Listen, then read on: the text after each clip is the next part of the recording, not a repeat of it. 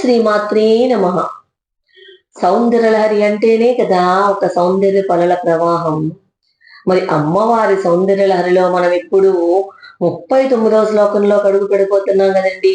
మరి అమ్మవారిలో ఉన్నటువంటి అగ్నిశక్తి, కరుణ శక్తి రెండు ఎలా పనిచేస్తాయో ఈ శ్లోకం మనకు చూపిస్తుంది. మరి మనం అందరం ఈ శ్లోకాన్ని శ్రద్ధతో పఠిద్దాం.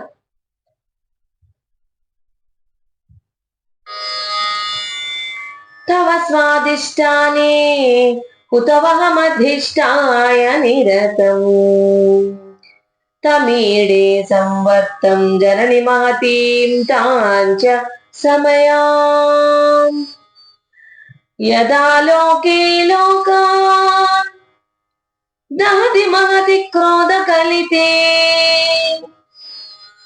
दयाद्राय दृष्टिः శిశిరముపచారం రచయతి. విన్నారు కదా. ఇప్పుడు మనము ఈ దివ్యమైన శ్లోకాన్ని మననం చేసుకుందాం. కేవలం అక్షరాన్ని పలకడమే కాదండి, ఈ శ్లోకంలోని పరమార్థాన్ని మన అంతరాత్మలోనికి ఆహ్వానిద్దాం.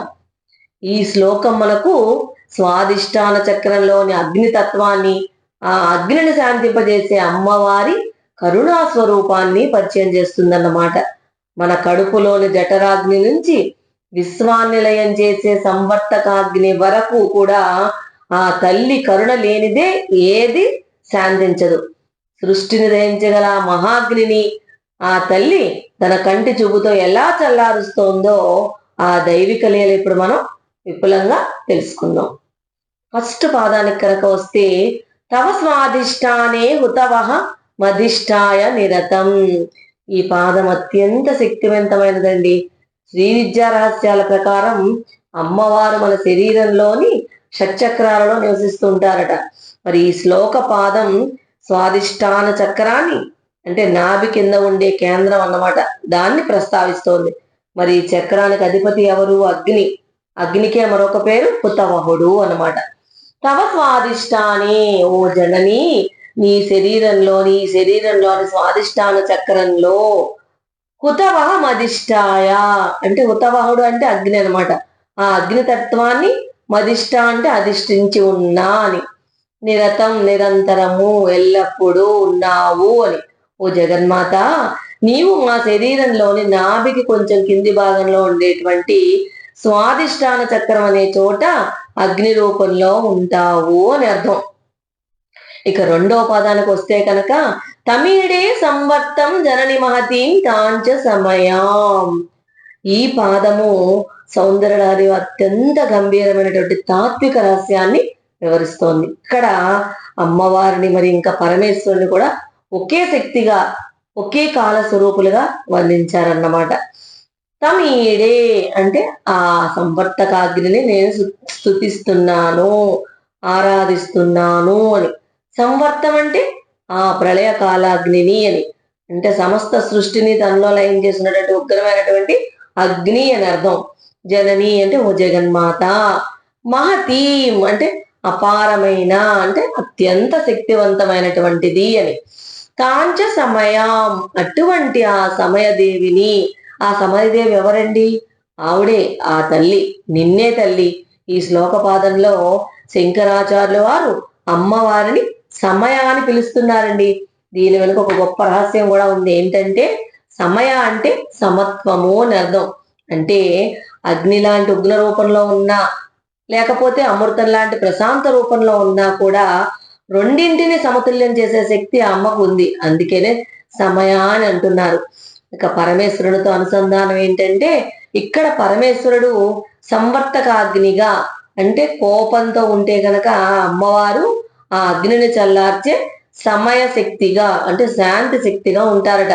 అందుకే శ్రీచక్రంలో అమ్మవారిని సమయాన్ని ఆరాధించడం అంటే మనలోని ఉగ్రత్వాన్ని తగ్గించి శాంతిని పొందడమే. అంటే ఈ పాదానికి అర్థం, ఓ తల్లి, ఓ జనని, ప్రళయకాలంలో సమస్త సృష్టిని దహించే సంవర్తకాగ్ని రూపమైన పరమేశ్వరుని, అలాగే ఆయనతో కలిసి ఉన్న పరాశక్తి అయినటువంటి అమ్మవారిని, అంటే మహత్తరమైన సమయశక్తి అమ్మవారిని నేను స్తుతిస్తున్నాను అని అర్థం. ఇక మూడవ పాదం, యదా లోకే లోకాన్ దహతి మహతి క్రోధ కలితే. ఈ పాదము ప్రధాన సంఘర్షణను, ఉగ్రత్వాన్ని వర్ణిస్తుందండి. యదా లోకే అంటే ఎప్పుడైతే చూస్తాడో, అంటే ఎప్పుడైతే ఆ అగ్ని వీక్షిస్తుందో అని. లోకాన్ అంటే సమస్త లోకాలను, సకల లోకాలను. దహతి దహించి వేస్తుందో అంటే కాల్చి వేస్తుందో. మహతి అత్యంత గొప్పదైన. క్రోధ కలితే అంటే తీవ్రమైన కోపంతో కూడినటువంటి దాన్నే ఉగ్రమైన అని అంటాం. ఆమెకు మహా కోపం వచ్చినప్పుడు ఆమె ఒక్క చూపుతోనే లోకాలన్నింటినీ దహించగలదన్నమాట. ఇంకా చెప్పాలంటే అమ్మవారి కోప చూపు పడితే కనుక సృష్టి అంతా అగ్నిలో కాలిపోతుంది. ఇక్కడ ఈ పాదం మనకు కోపం ఇంకా ఉగ్రత్వం యొక్క పరిణామాలను సూచిస్తుంది. కోపం వస్తే అది ఎంతటి వినాశనానికి దారితీస్తుందో హెచ్చరిస్తోంది. మనలోని కోపాన్ని నియంత్రించుకోకపోతే గనక అది మనల్ని దహించి వేస్తుందని ఈ పాదం మనకి, ఇంకా ఈ శ్లోకం మనకి చెప్తోందన్నమాట. దయాద్రాయ దృష్టి శిశిరముపచారం రచయతి. ఇక ఈ చివరి పాదంలో అత్యంత అద్భుతమైనటువంటి మనశ్శాంతినిచ్చేటువంటి ఘట్టం అండి. అంత ముందు ఈ శ్లోకంలో పై పాదాలలో ప్రళయాగ్ని ఉగ్రత్వం అంతా ఎక్కడైతే ముగుస్తుందో అని చెప్పుకున్నాం కదా. ఇక్కడ ఈ పాదంలో అమృత బిందువు అనమాట. ఈ పాదంలో అమృత బిందువు ఉంది. దయార్ద్ర అంటే కరుణతో తడిచినటువంటి. యా దృష్టి ఏ అమ్మవారి కంటి చూపైతే. శిశిరం ఉపచారం, శిశిరం ఉపచారం అంటే చల్లని ఉపచారాన్ని, అంటే శీతలోపచారాన్ని, అంటే మంచు లాంటి చల్లదనాన్ని ఇస్తుందట. రచయతి కలిగిస్తుంది, ప్రసాదిస్తుంది ఆ తల్లి. అంటే ఆమె కరుణతో నిండిన చూపు చల్లని ఉపశమనాన్ని కలిగిస్తుందిట. అమ్మవారి దయా చూపు పడితే కనుక అన్ని వేడులు చల్లబడిపోయి మనసుకి శాంతి కలుగుతుందని ఈ పాదానికి అర్థం. పూర్తిగా వివరణకు వెళ్తే గనక ఈ శ్లోకంలో శంకరాచార్యుల వారు మన శరీరంలోని స్వాదిష్టాన చక్రాన్ని, దీన్ని అగ్ని చక్రం అని పిలిచారు ఆయన. మూలాధారం చక్రంకి పైన నాభికి మధ్య ఉండే స్థానంలో ఉండేటువంటి చక్రాన్ని స్వాదిష్టాన చక్రం అంటారు. ఇది 6 దళాలు కలిగినటువంటి పసుపు రంగు చక్రం అన్నమాట. ఇక దీన్ని వైద్య పరిభాషలో స్ప్లీన్ చక్ర అని కూడా అంటారనమాట. మనం తినే ఆహారాన్ని జీర్ణం చేసే జఠరాగ్ని ఇక్కడే ఉంటుందండి. ఇక్కడ పరమేశ్వరుడు సంవర్తనేశ్వరుడు అనే పేరుతో, అమ్మవారు సమయ అనే పేరుతో ఉంటారట. ఇక్కడ సంవర్తనం అనే అగ్ని ఉంటుంది. శ్రీచక్ర పరంగా తీసుకుంటే కనుక ఈ అగ్ని ప్రళయ కాలంలో మొత్తం సృష్టిని మహోగ్ర రూపంలో తనలోకి తీసుకుంటుందన్నమాట. అదే శరీర చక్రంగా తీసుకుంటే గనక, అంటే మన శరీరం చక్రం విధంగా కనుక ఆలోచిస్తే ఆహారం నీ జఠరాగ్ని రూపంలో జీర్ణం చేస్తుందట. అందుకే ఏది పడితే అది, ఎలా పడితే అలాగా తినకూడదు అని శాస్త్రవాక్యం చెప్తోంది. కడుపులోకి పవిత్రమైనవి, శుభ్రమైనవి మాత్రమే తీసుకుంటే అది కూడా గొప్ప యజ్ఞమేట. తీసుకున్న పదార్థాలు జీర్ణం అవుతుంటే గొప్ప వేడి పుడుతుందిట. అప్పుడు అమ్మవారు ఆ వేడి తెలియకుండా చల్లదనం ఉత్పత్తి చేస్తుందిట. ఆ పదార్థాలు అన్ని ఒక్కో అవయవానికి ఉపయోగపడేలా మార్చి శరీరానికి శక్తినిస్తుంది. అలాగే మహాప్రళయ కాలంలో రుద్రుడి అగ్నిలో లోకాలు కనుక దహించుకుపోతూ ఉంటే తనని ఆశ్రయించిన వారికి ఆ వేడి తెలియకుండా అమ్మ తన సమయాన్ని చల్లని చూపితో కప్పి ఉంచుతుంది అని అర్థం అండి. ఇదే ఆ తల్లి కరుణ. ఆ చూపు తాకగానే భయంకరమైన అగ్ని కూడా మంచులా కరిగిపోతుందిట. దీనిని ఒక చిన్న ఉదాహరణతో అర్థం చేసుకుందామండి. ఎండాకాలంలో భూమి పొగుళ్ళు ఇచ్చేలాగా వేడిగా ఉన్నప్పుడు అకస్మాత్తుగా వర్షం కురిస్తే భూమి ఎలా చల్లబడుతుందో మన జీవితంలో కూడా కోపం, నావేశం, కష్టాలు అనే మంటలు మనల్ని దహిస్తున్నప్పుడు అమ్మవారిని ఒక్కసారి మనసారా ధ్యానించండి. ఆ తల్లి చూపు మీపై పడగానే మీ మనసులోని అశాంతి ఆ క్షణమే చల్లారిపోతుంది.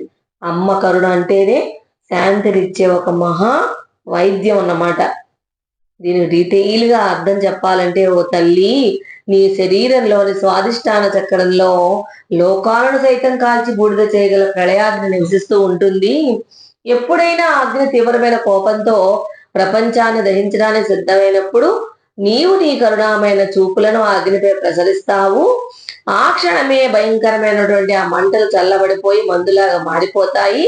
దీని అర్థం ఏంటంటే సృష్టిలో ఎంతటి వినాశకరమైన శక్తి ఉన్నా కూడా అమ్మవారి కంటి చూపులో ఉండే దయ దానికి మించిన శక్తివంతమైనది అన్నమాట. మన జీవితంలో కూడా కోపం, ఆవేశం, అశాంతి అనే మంటలు మనల్ని దహిస్తున్నప్పుడు ఆ అమ్మకు ఒక్కసారి మనసారా తలుచుకుంటే చాలండి. ఆ తల్లి కరుణ మన మనస్సులో పరిస్థితుల్లో వెంటనే చల్లబరిచి మనకు ప్రశాంతతను ప్రసాదిస్తుంది. ఇక ఈ శ్లోకం చెప్పే గొప్ప సందేశం ఏంటంటే కోపం అనేది వినాశనానికి కారణము.